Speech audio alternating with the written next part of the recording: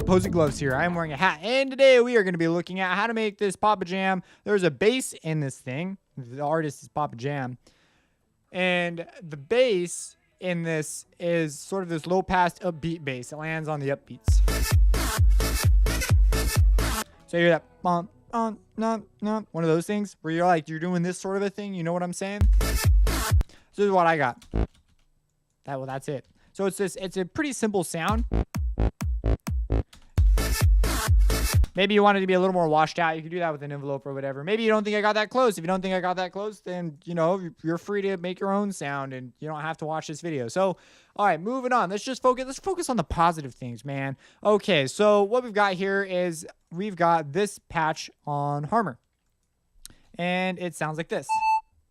If we go down to the bass, that's what we're working with, okay?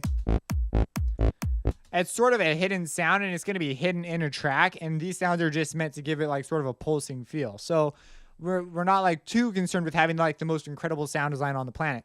Now, the way that I made this sound, because I'm going to show you how to make my sound because that's the one that I made, is first started with a saw wave. So we're like, okay, good, got that, check.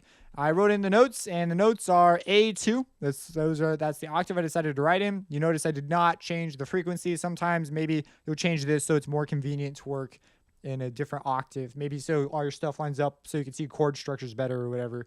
I don't do that all the time. I just work down at a lower range. Okay, so then I turn on the sub because I knew I was going to want some of that low stuff. And then, okay, so now these are the important moves. So first you'll see here that the chorus is a pretty substantial dude in this case. And this particular configuration of the chorus is very important. So if I take it away, that's what you have. And if I put it in 5, that's what you get. That changes things quite a lot. And so the depth, the speed, and the spread are set. So if you do not know how the chorus works, you can go check out my Harmer from the Ground Up series because I'm not going to explain it right now. So the spread is very important. If I take it down, that's what it sounds like. So it's not that great. Well, actually, there's a number of other tracks that will use sounds like that rather than this particular sound. But this is also a bass sound, so it's kind of interesting how the chorus has been used here. It's usually used to smooth and like sort of smear things a little bit.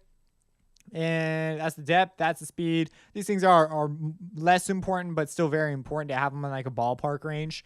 Over here, we've got the unison. Now, this guy is very important because it's a clone of a voice, and I'm using it to achieve timbre rather than to actually unison. You see my pan's been brought down to 0. Check it out. If I move this just a little bit, it'll change the attack.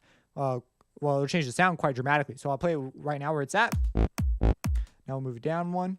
And we'll move it down another. So you see very dramatic changes. The first one wasn't as dramatic, but that second one was very dramatic. So these small changes has to do with the pitch sums differently. You're making a clone. One was at one pitch, one's at the other. They sum differently, giving you a new waveform. So it's pretty straightforward. Next up, we have here on the distortion, I chose log. You could choose a different one. Honestly, this is probably where the biggest difference between their sound and my sound is just in this distortion choosing. I was going really fast. Like I made this sound really quick. So this is what I just settled on. Next up, we have here volume, and the volume envelope looks like so. It was very sort of clicky before, and I didn't want that click, so I left it I rounded it out. And that just gave me the attack one. Maybe you want something a little more up front. But I like that this just rounds it out quite nicely. I quite enjoyed that. On the EQ, there's no EQ. Good. Always good to check that. And I believe that's it, actually. If we come in here to the EQ that I did use, this is the timbre that I settled on. So boosted down here at the low, gave it a little bit of fullness, rounded off some of the highs because I didn't want that. I already am doing quite a bit of filtering with the crude low pass filter. So the spectrum here looks like that. Without the EQ, it sounds like this. So you see the EQ is doing quite a substantial thing to the sound. And so it's just reducing that high stuff to give us that low sound and also get out of the way of other stuff that will potentially exist in a track were you to use this sound.